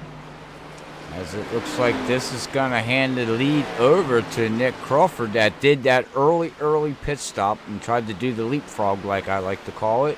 So we'll see how that all plays out, as Brian Johnson is going to come out in 3rd position.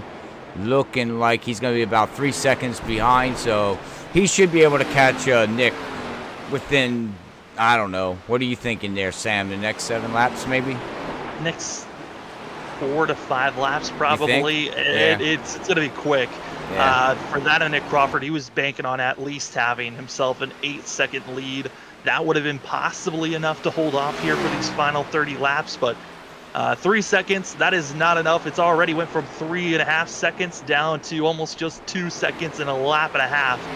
So Brian Johnson, he's up to second. He is flying. We're still waiting for Jesse Thordick to come to pit road, as well as Daniel Keith Jr. They're running 3rd and 4th, and they've got themselves of Loveland, Rochelle, also Brandon Cawley trying to find their ways past some of these drivers on older tires.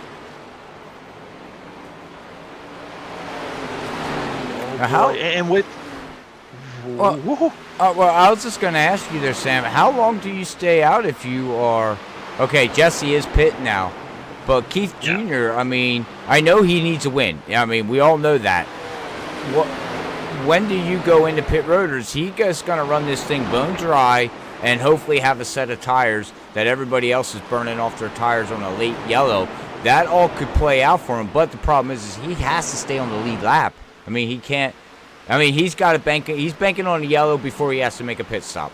I mean, that's just the bottom line. Trying to keep the track position the best that he can. Hope that all the other drivers can wear out their tires. And get a yellow. Looking at this, I think for Keith Jr., you could probably stay out there for another 3 laps. But by staying out that long, he's already running about almost 3.5 seconds slower than the rest of the field. And you can just see the complete difference in pace. And now it's getting dangerous because a lot of drivers that have already gotten fresh rubber, they're kind of getting below the 45, blocking him and having a chance to even get into pit road. So he could run out of fuel being out there on track, and he didn't even mean to. Well, very true. So if I was him, as he's got Marconi Setup Shop as a sponsor on that vehicle, which is pretty cool.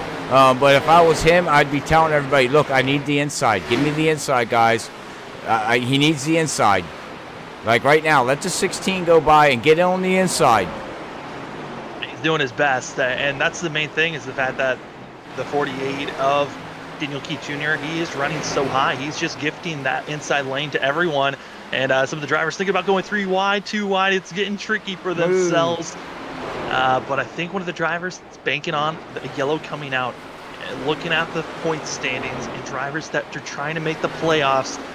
Driver that's in 3rd place, James Loveland. He has been slowly, methodically trying to set himself up to be up front for a shot to win this race. James Loveland was in what we would call the red column of the points that we were given, of drivers that needed to win to make the playoffs, as well as needed to gain enough points to put themselves in a spot to be into the top 20. If you're in the top 20 and have a win, that win counts to put you into the next round. But for Loveland, he needed to make sure that he gained over 20 points over the driver that was in 20th place, and that was Dingler. Dingler currently is in 23rd position, so where they're running, that would be enough points for that of James Loveland to be in the top 20, but he needs the win if he wants to get into the playoffs. So top 20 makes it into the playoffs? For James Loveland, if he wins, if he's in the top 20 of points, he gets to make it into the playoffs. He needs to top win 16. and be... he needs to make... First, James Loveland has to win. Then he also has to make sure that he is 20 points ahead of that of Dingler if he wants to be making it into the playoffs and be in the top 20 20 of points, because currently he's 22nd in points. Doesn't a win automatically put you in, so it wouldn't matter if you got the win? No, you have to be inside the top 20 with a win for that to count. Yes. Oh, crap.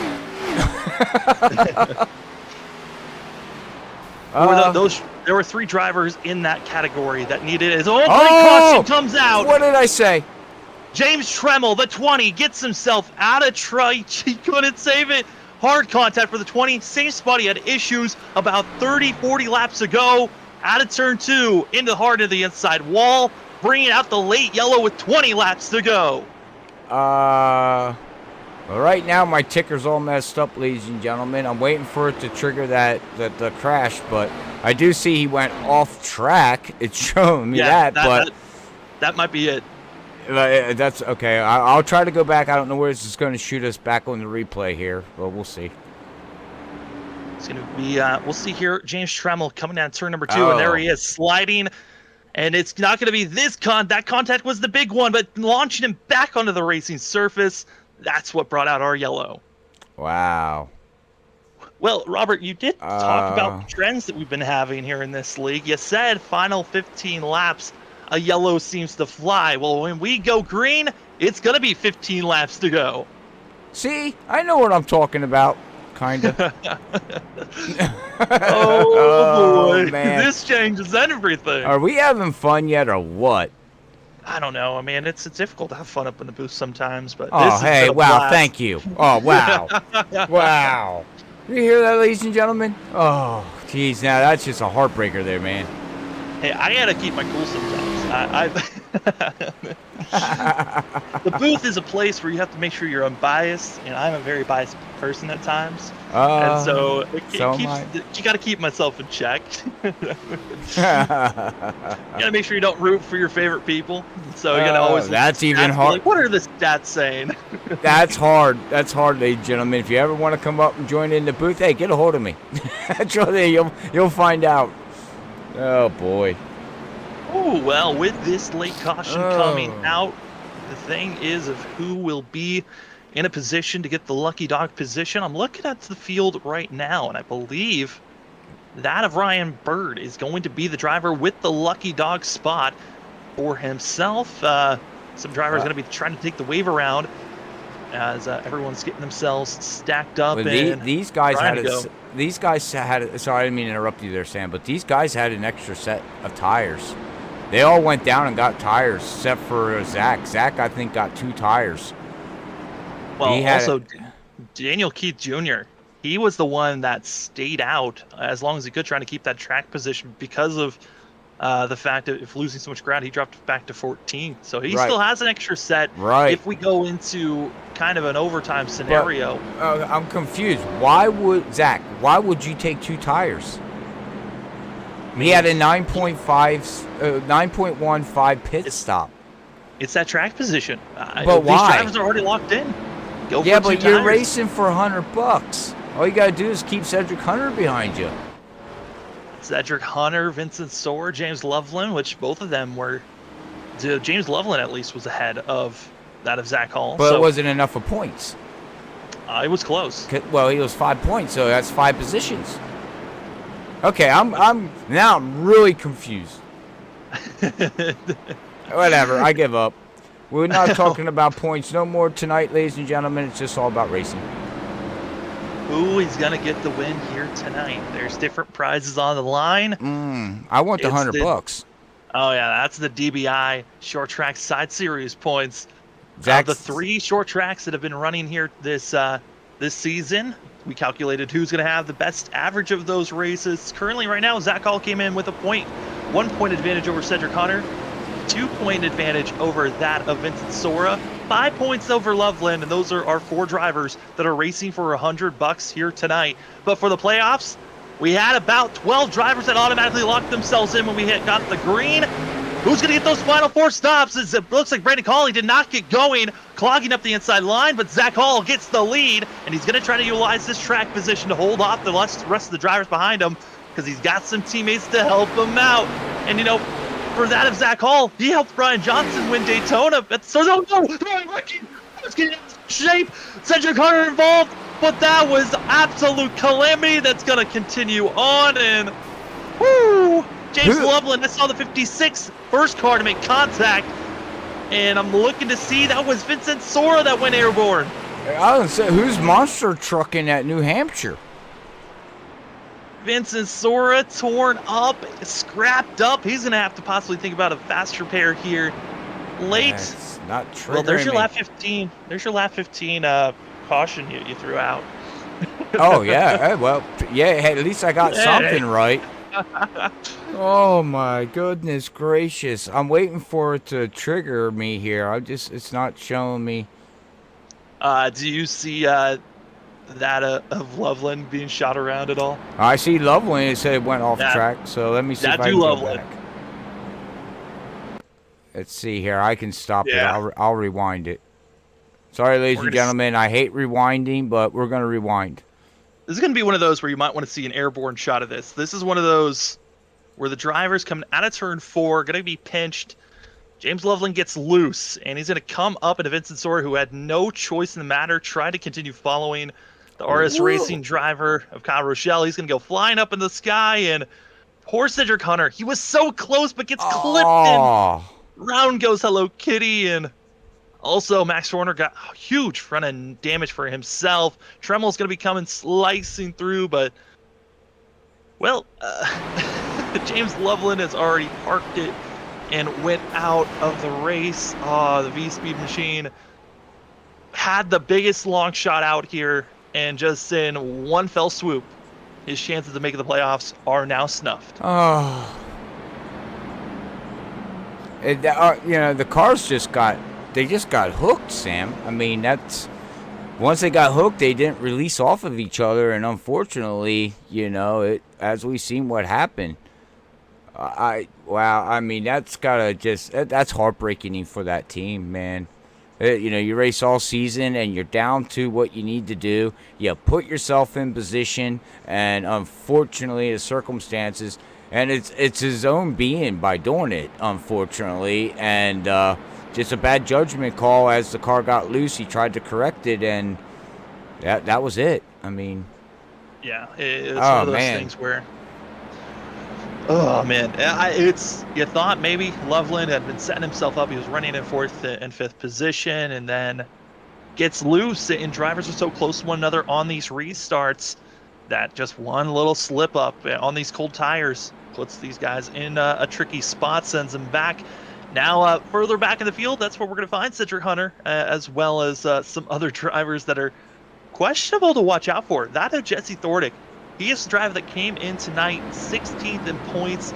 He's been the guy that has been on everyone's radar of where is that going to be that 14 team, because he is the marker that you're looking for. If he's in this position, I need to be so many positions ahead to possibly pass him in points. And the driver that's in the best position to try to make that move would be Adam Westfield, but Adam Westfield, he was needing to be at least over 26 points ahead of that 14 team, currently only about 6. So it's not looking good for anyone to outpoint himself, but the driver that everyone else is also aiming for, who did not start, and all he needed to do was go million. But we are now coming 11 laps to go when we go green, and we'll do the math of who's making it into the playoffs. But another standings to watch out for is the DBI Short Track Side Series, which we didn't actually know about until earlier this week, that this was actually points that was going on. Our 3 short tracks, whoever had the best average of those races wins $100. Zach Hall, who's our leader currently, came in as the leader for that. $100 on the line. He went for 2 tires. One of the drivers went for 4. We'll see if it sticks for 11 laps. Can we even make it 11 laps? Green flag in the air.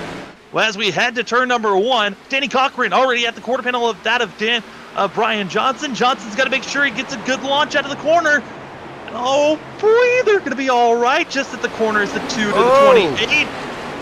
And just enough pressure from Danny Cochran. Crawford's going to get out of shape already. The wall. It's going to be Rochelle. They're scattering 4 wide across the stretch in the back stretch. They're making it though. We're staying green as they are still 3-4 wide, coming through 3 and 4. And it looks like Cedric Hunter, he just went from battling back for 14th up to 9th. Wow. And he used the apron and triggered my pitting. Oh, he's going to slide up. He's getting into Rochelle, body slamming. We're expecting this. This is what we used to see at New Hampshire, as well as battling up front. Zach Hull, he's only on 2 tires. That's what he took from the last pit stop. He's got Brian Johnson, the car that's been dominating all night long. He is on his back bumper of the 32. Brian Johnson with the most wins with 5 coming into tonight. And that is Zach Hall had 3, but here comes Johnson to the inside. Yeah, and there ain't nothing Zach can do. He got loose coming out of 4 there, Sam, and he ain't going to hold off Brian Johnson on 4 freshies. And I wouldn't be surprised if Danny gets by him too here. And I just don't understand the call of taking 2 tires. I kind of think I know what the game plan was. I kind of. but I don't want to. Well, yeah, I mean, right now for Zach Hall, he's ahead of the drivers he needs to worry about. Right. James Loveland was taken out of this race. Right. He's no longer a factor. The only other two drivers that Zach Hall needs to be in front of is Cedric Hunter and Vincent Sora. And where are they now? You're going to be finding that is Cedric Hunter back in 10th place. Vincent Sora, out. He's in no man's land. Right, he's sitting in pit road. So right now, Zach doesn't have to race anybody except Cedric. And Cedric he's coming with a head of steam. He had a fast repair. He probably used his last set of tires. And he said, I got to go, guys. Meet, coming through. Katie's going to throw litter all over the place. Looking at that last pit stop, actually, Cedric Hunter did not take tires. He just went with the fast repair that he had, and I believe that for Cedric Hunter, he might have already used up his last set. Yeah. Yep. Okay. It is race it to the end for these drivers. Brian Johnson, though, Mr. Dominant of this season. 5 wins so far, trying to make it 6 over the regular season, which would mean he won 50% of the races in the regular season. Brian Johnson, he started the regular season off with winning at Daytona, and he's trying to finish it off here at Homestead. Well, New Hampshire, excuse me. Yeah, I got to give a shout out to Danny. What a great run here tonight in that number 2 car. He's looked very strong all night, and look at him. He's looking at a second place finish, man. Good job for that team here tonight. And then also Jacob Morris, another one of those drivers that's been having a good run for himself, pushing up that of Zach Hall side by side. Hall continues to fall back, and now's the question of will the 32 have a big enough gap over himself and that of Cedric Hunter. Hunter right now continuing to struggle back in 16th place. He got caught up in an incident that has now lost him too much ground. All that Zach Hall needs to do is just stay on the pace that he's at, and he will win $100. For the rest of the field, it's watching Brian Johnson up front, almost up to a second gap between himself and Danny Cochran. And it helped when that of Brian Johnson saw his fastest competitor, that of Tom Sinchek, being taken out in the first 40 laps of this race. When he has such a fast driver taken out, it means that you've got an easy road to just running in your own race, and you can just pull away and have an easy time. And but looking at that short track $100, Zach Hall, even with the call, I mean, he kept himself out of trouble. If he had taken 4 tires, he would have been caught up in that wreck when they first went green 2 cautions ago. Good point. Good point. A very, very good point, Sam. I mean, it all just faith of racing helped him out on that one. I mean, sometimes you need luck.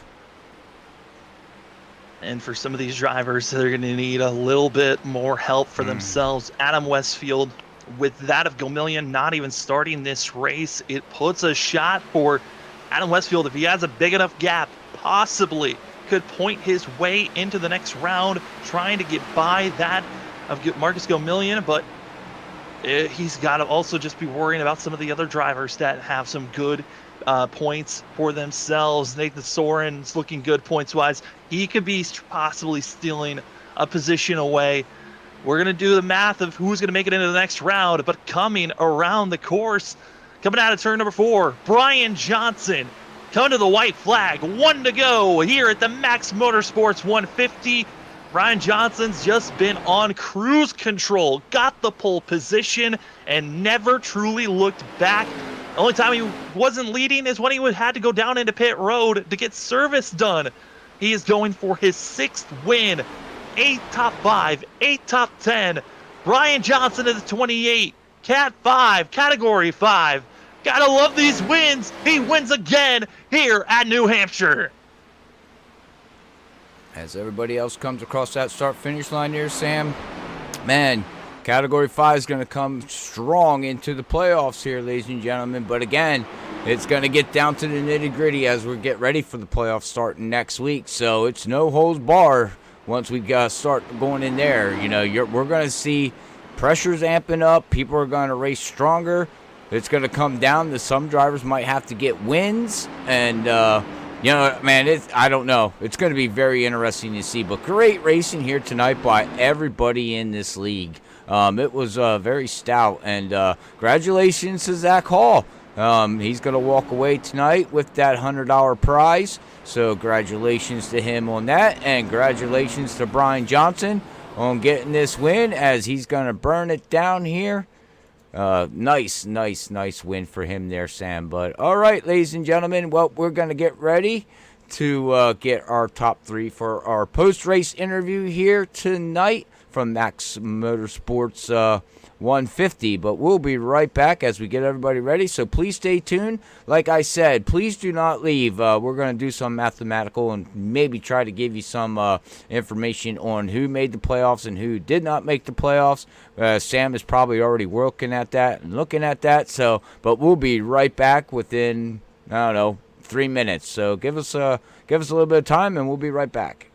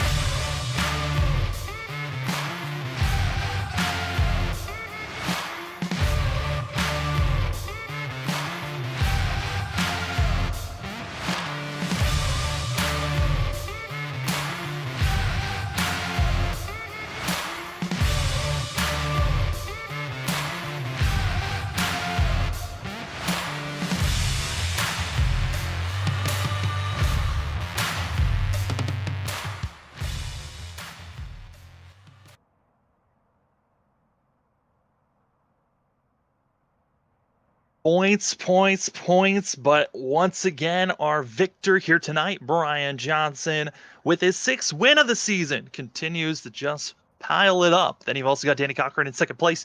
3rd place going to be that of Jacob Morris. Morris, first top 5 of the season. We're going to be talking to the 23 here, and what a race it was. We'll talk about the points later on after these interviews because it got spicy there at the end. As we're bringing up to the booth, it's Jacob Morris. Jacob, what a run for yourself. Oh, yeah, it felt good all race. After being away for a few weeks, come back and have a strong outing. I mean, we've seen you race here this season a couple of times. It just seemed like luck was not on your side. There were some races where you just didn't have that pure speed that we were seeing from last season, but here tonight looked exactly like how you were running last season. What was about here at New Hampshire that just clicked for you? I really love the low downforce, high horsepower package. It's all about the throttle control coming off the corners. Yeah, we saw that here tonight. A lot of beating and banging late in this race. Were you surprised, or should I say, how was your mindset going into these last, 10, 15 laps with all these late cautions coming out? Well, after the top 4 of us went to pit, and then we had that caution maybe 5 laps later, 10 laps later, I figured it was just going to be caution after caution until we had 3 white, green, white checkers. I almost had that. There were a couple of wrecks that somehow didn't bring out a caution. But Jacob, great run for yourself. I know you haven't been showing up for every single race. Are you feeling like you're going to be here for the rest of the season? Yeah, I'll be here for the rest of the season. It's just I had a lot of bad luck earlier this season. I had speed, was up running the front, just couldn't finish it, getting wrecked. So, but I'm here for the rest of the season. We cannot wait to see if you can play spoiler. It's going to be a fun rest one. Jacob, before we let you go, the floor is yours for any shout-outs. Shout out to PCM Motorsports and Gulf Coast Connection. That's Jacob Morrison, 23, getting himself a third place finish here tonight, and we cannot wait to see what he's going to bring for the rest of the season. Now coming up into the booth, we're going to be bringing in Danny Cochran, second place for the number 2 machine. Danny, it's Sam up the booth. You got me? I got you. Second place finish for yourself. I mean, what a way to start out yourself coming to the end of the regular season. And what momentum must this feel going into the playoffs next week? Yeah, it's really got me feeling good, man. I knew we had a fast car tonight. I've been practicing all week on saving tires for those longer runs. Figured something out earlier on. And I knew we'd have a top 5 car, but I honestly wasn't expecting to bring it home second. Tom was fast, and unfortunately he got taken out there. And truth be told, I thought best we'd get there at the end was third. Zach Hall, he had a good pit call, taking those 2 right side tires. I figured we'd see a few more yellows there. But yeah, man, I'm looking forward to the playoffs now. It's going to be a long road. Yeah, it's going to be a long road. I mean, we start out with 16, our top 16 making it in, then we dwindle down to 8. For these next 2 races, either one of them you're feeling comfortable about, or is it just keep your head down for each race coming into the playoffs? Well, I'm pretty happy with where we're sitting. I'm thinking after points tonight, we'll be right around the cutoff line, which I'll take, especially since last season I didn't even make the playoffs. So just going to try and keep our head down and dig for the next couple races. And what I'm really worried about is making it to that round of 8. I think if we can do well at Dega, then, we might have a shot at this thing. Yeah, it's got to be Dover and Talladega for the round of 8 going into the championship 4. Danny, what a great run it was here tonight. Second place finish. What were some of your thoughts going into those late cautions, and how did you try to keep yourself cool, calm when you had to cut your way through traffic? Mainly just thinking to myself, don't lose talent. It just kind of trying to dig for all she was worth there at the end, trying to keep the car clean and keep it in as much clean air as I could. That was pretty hard to find, but just I knew if I could get back under Hall, could get that second spot back, I could settle in right there. Well, Danny, a great run, like we've been saying, putting the 2 machine in second place. But before we let you go, the floor is yours for any shout-outs. Hot Lap Designs, Buddy's Custom Baits, and any friends or family that's watching this, and ready to go get it done next week at Charlotte. Danny's going to be trying to get himself into the round of 8. It's going to be a tall task, but we know you can get it done. Good luck next week, Danny. Thanks, guys. And the man that's been just winning, you can count him 1, 2, 3, 4, 5, and now 6. Half of the regular season was won by this 28 team. It's Brian Johnson in the 28. 6 wins this regular season. I mean, how does it feel winning half the races that you came out to so far in this 3rd season?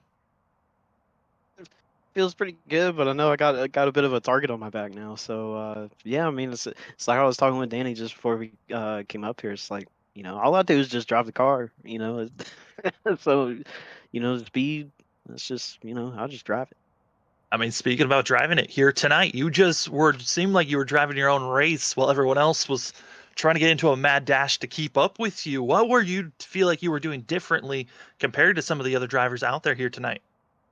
Man, I don't even know because you had Tom and Vincent there earlier in the race. They were running some kind of like exotic lines, coming up and then going down, sometimes all the way to the apron, and it was working out for him there when the track didn't have a whole lot of rubber on it and when the tires were fresh. But once those tires started wearing out, I mean, Tom, he fell back a long way at the end of that first run. But I mean, really, I just run a traditional line at New Hampshire where I'm just trying to hold it at the bottom of that second line and let it roll through the center, just save some right front and some right rear, and just carry that out through the whole run.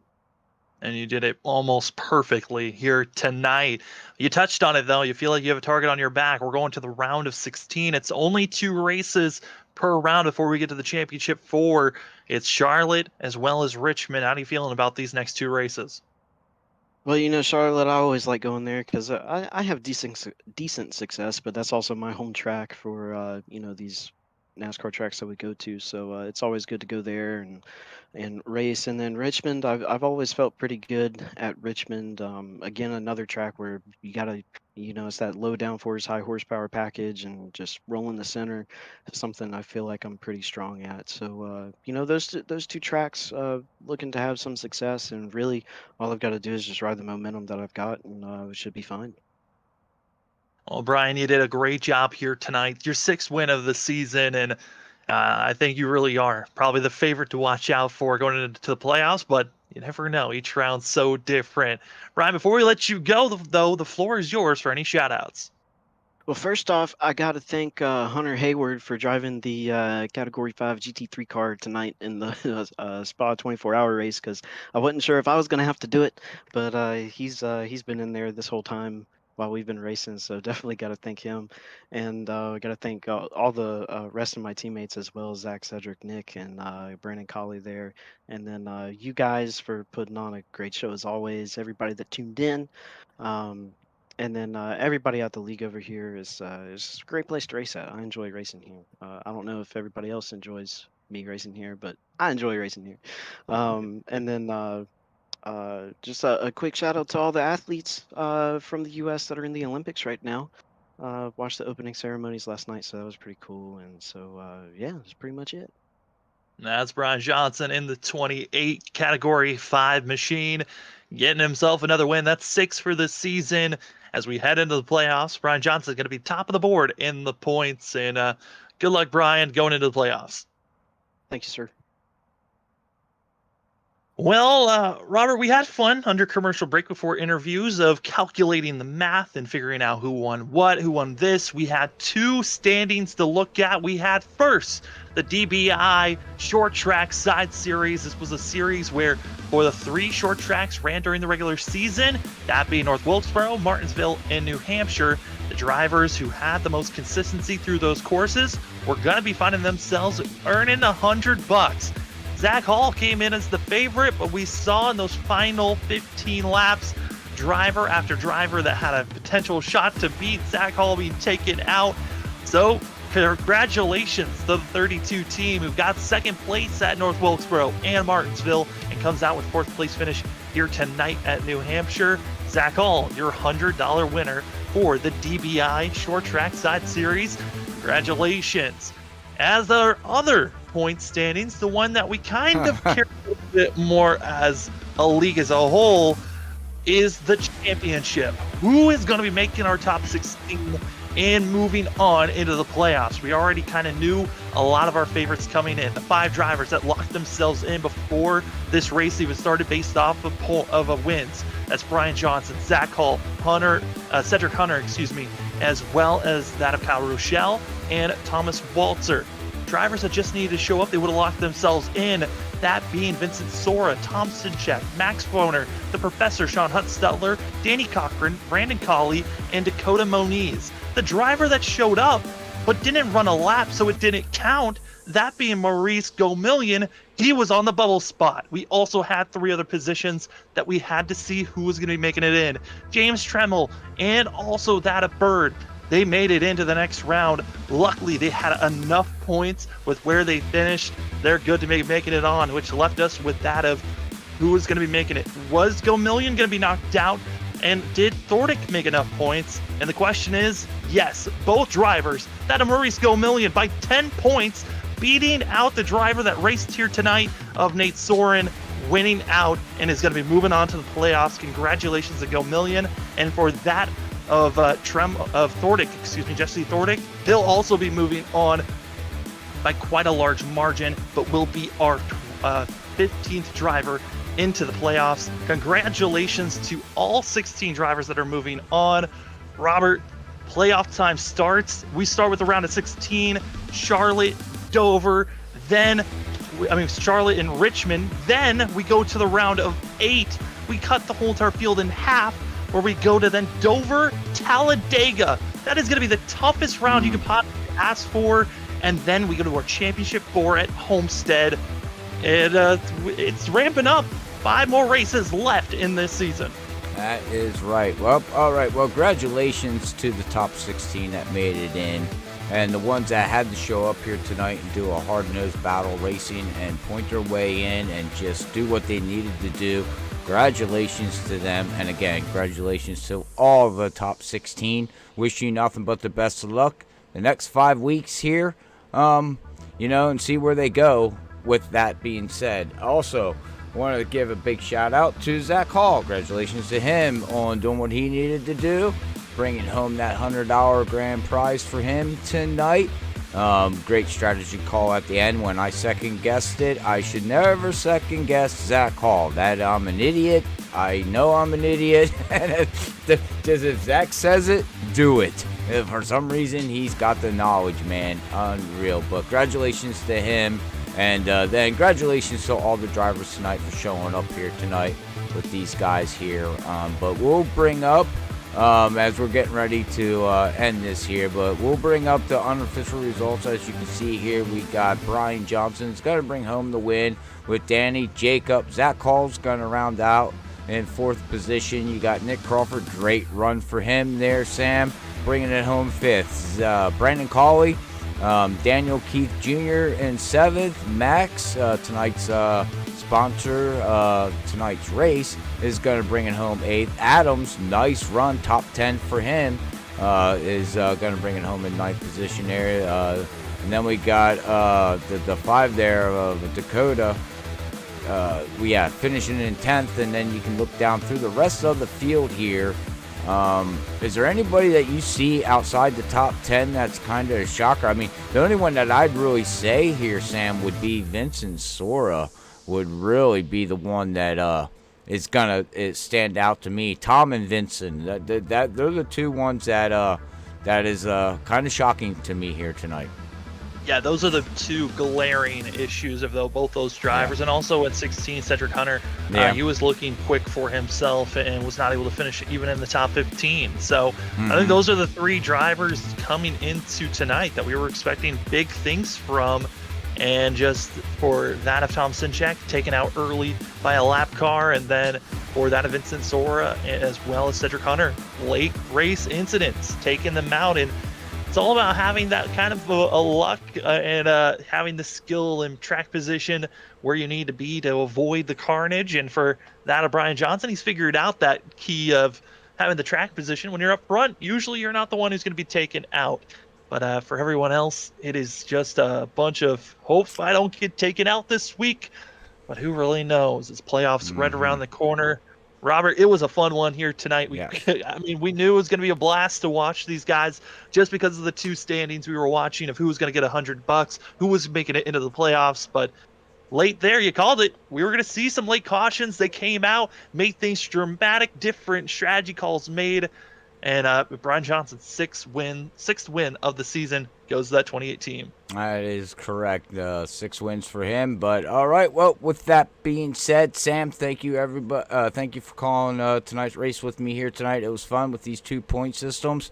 But ladies and gentlemen, we're heading to Charlotte next week, next Saturday night, and it's gonna get heated up. And week in, week out for the next 5 weeks, it's only gonna get more heated up. And I'm not talking like bad heated up. I'm talking hard-nosed, side-by-side racing. Things are going to happen out there. People are going to be battling, like I said. There might come down to it that you got to get a win to advance to the next round, and you got to do what you got to do to get there. So if you enjoyed tonight's content, hit that subscribe button, hit that like button on YouTube so you don't miss any of the action the next 5 weeks on Saturday night, or any of the action that we call throughout the week here at Freaky Fast Broadcasting, as our next broadcast next event will be tomorrow night at 7:50 with Zach Hall, that just won the $100, and Sam Dyer. It's going to be with SRU as they're going to be going to the famous track of Darlington. Throwback season race for them with some throwback schemes in the next gen cars. So make sure you check that out, as it's going to be the first time for us seeing them cars running at Darlington. It's going to be very fun. Again, we go live tomorrow night, 7:50, so make sure you tune into that or swing by and say hi. But about that it, man. Sam, I'm going to let everybody go. We're going to sign off here. Again, everybody, we will catch everybody tomorrow night. If we don't, hopefully we catch you very soon. Have a safe Sunday. And we want to say here at Freaky Fest, as always, God bless everybody. We love yous all. Peace out.